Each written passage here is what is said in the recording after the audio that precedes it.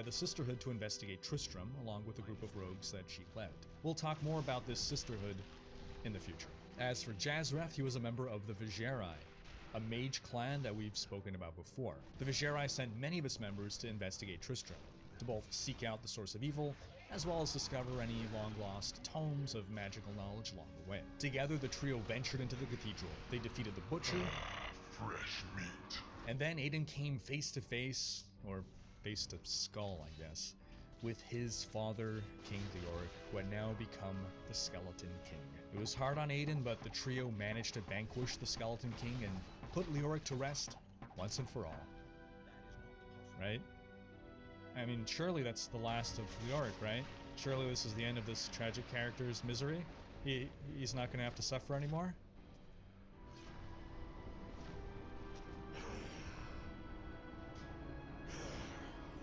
Oh.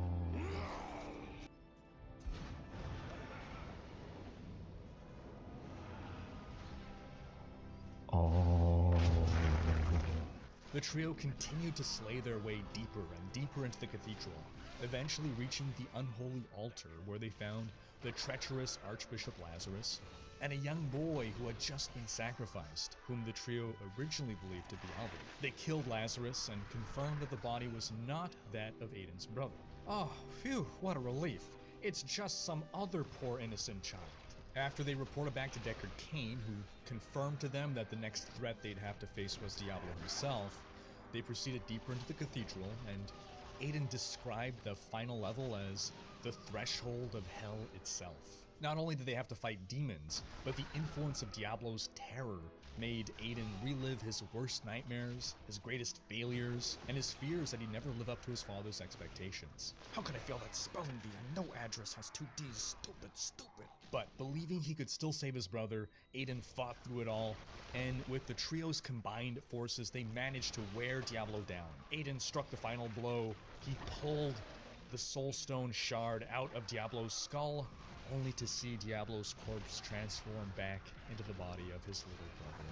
He went in thinking this was a rescue mission, thinking he had to defeat Diablo to find his brother, not knowing that by killing Diablo, he was also finishing off what remained of his brother. Now, Cain had armed Aiden with knowledge of the Soul Stones, and Aiden could see that it was but a broken shard that had been driven into his brother. He correctly surmised that this broken piece was not strong enough to contain Diablo forever. But he thought he was strong enough to suppress Diablo's will. So Aiden drove the Soulstone shard into his own forehead. An eerie red glow blurred Aiden's vision. He began to hear the tormented whispers of the damned, and he can feel Diablo trying to claw his way out of his prison, but they had done it. The essence of Diablo was contained. For now. But what would happen to Aiden and his 2 new companions? What's the deal with Adria the Witch? Will nothing bad ever happen again to Tristram? All these questions and more will be answered as we continue to explore this Diablo lore series. Stay tuned. Until then, be sure to get caught up on past episodes, which you can now find on Riker.com. Special thanks to my Twitch, Patreon, and YouTube supporters for making these videos possible. If you enjoyed this video and want to support the creation of more content, you can consider pledging on YouTube or Patreon, and unlocking behind-the-scenes content, monthly virtual hangouts, and more. If you enjoyed this video, please share it, check out these other videos, and subscribe to join Riker's Raiders for more Diablo content.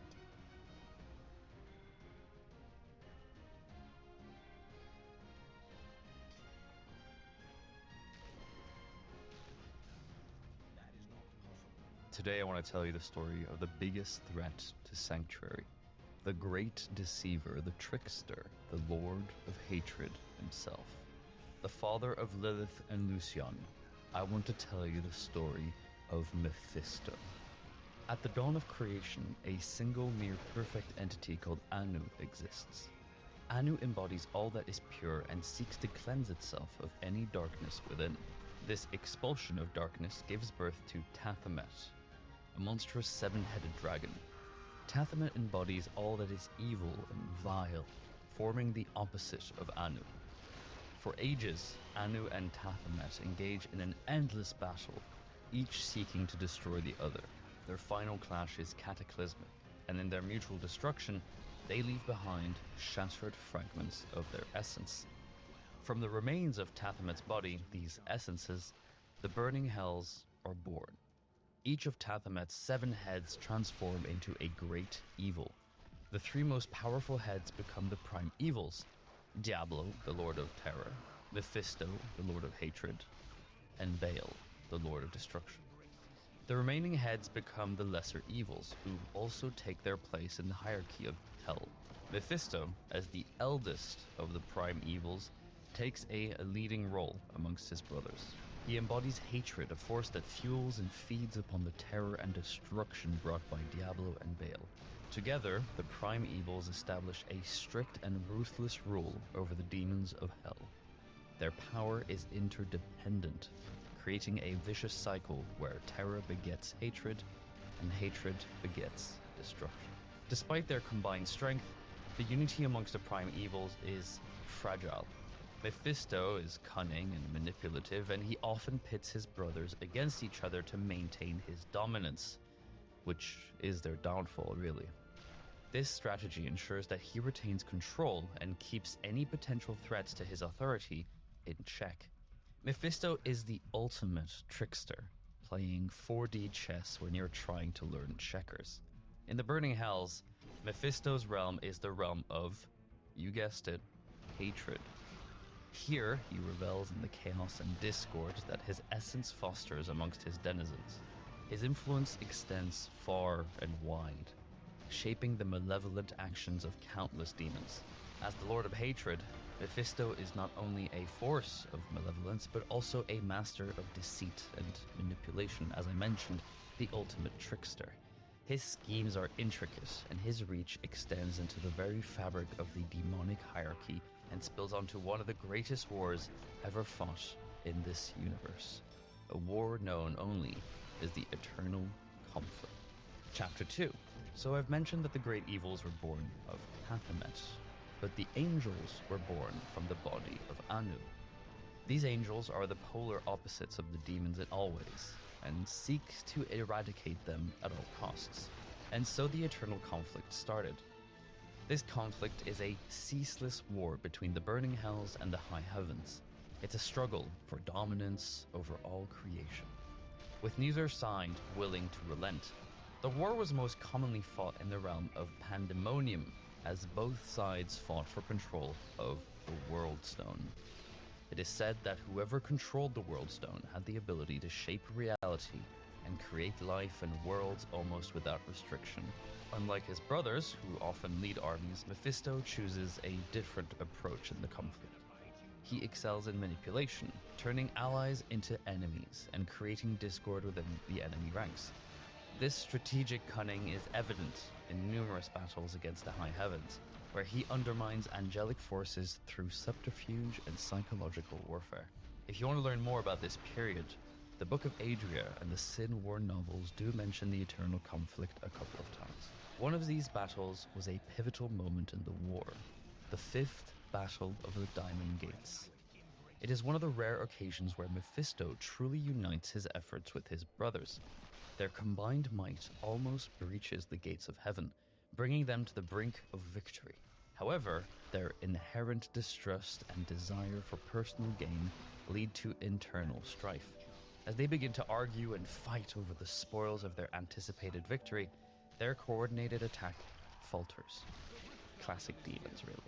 Seizing this opportunity, the angel Iswell rallies the forces of heaven, wielding the angelic rune blade Azura.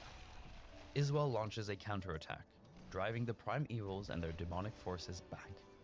The Diamond Gates are saved, and the infighting amongst the prime evils prevents them from capitalizing on their near victory.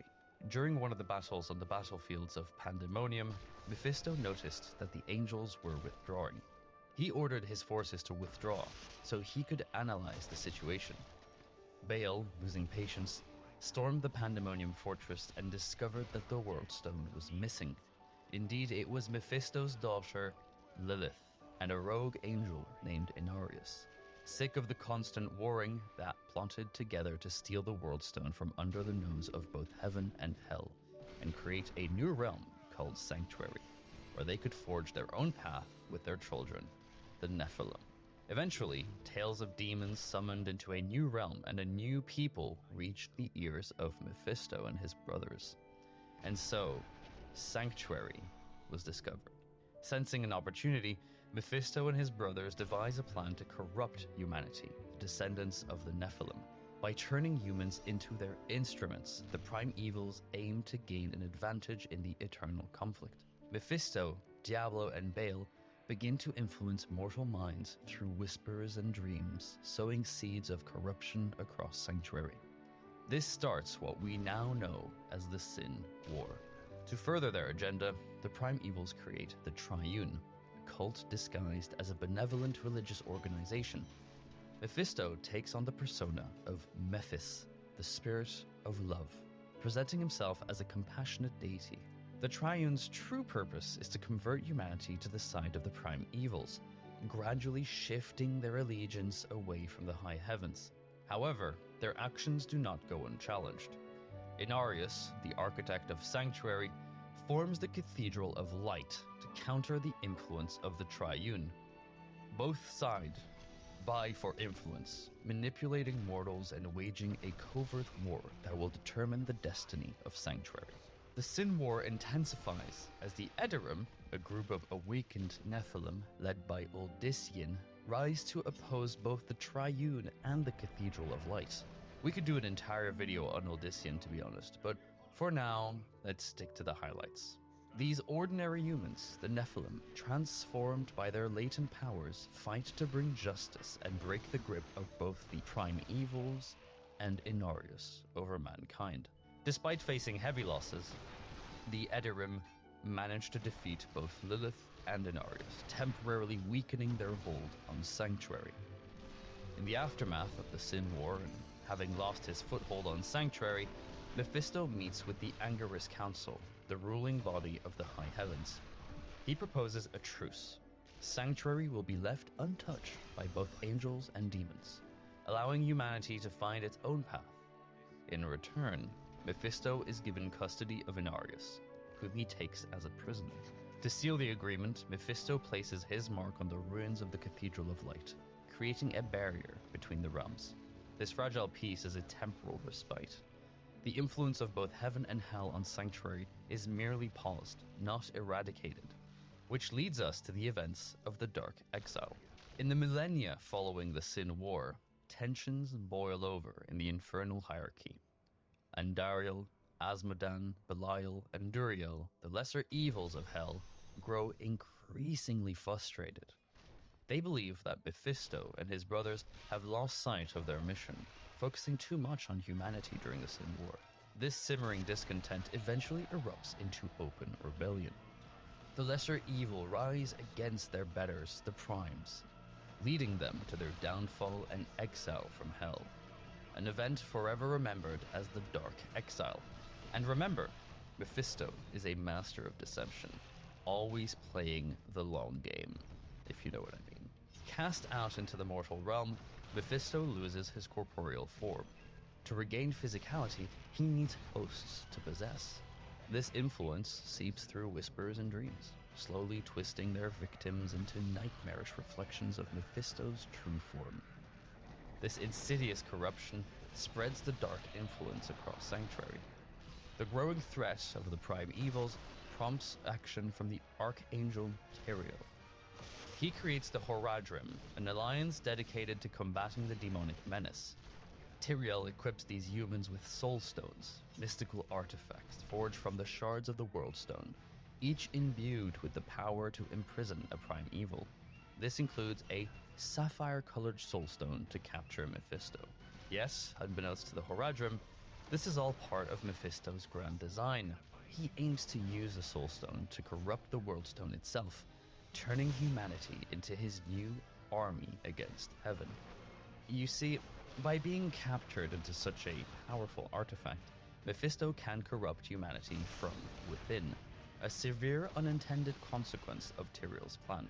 The Horadrim eventually track down Mephisto to a bustling urban center in Kyrgyzstan.